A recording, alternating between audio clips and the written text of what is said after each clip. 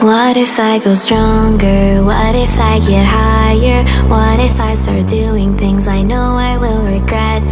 I will make my own way, I will not surrender. I will do my best until I get put under. What if I go stronger?